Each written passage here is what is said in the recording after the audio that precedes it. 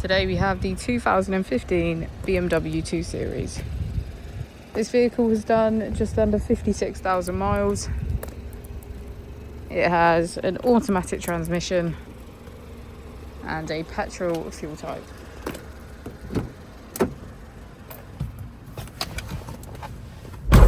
To the left of our steering wheel, we have cruise control as a feature, and on the right we have voice control, automatic wipers and automatic headlights.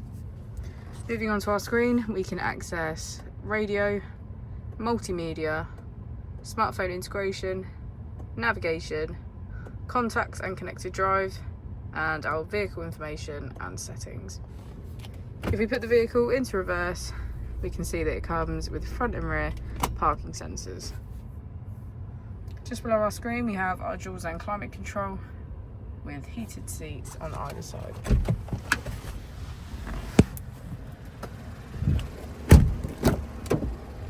As we go into the back of the vehicle, we can see that it has a full leather black interior.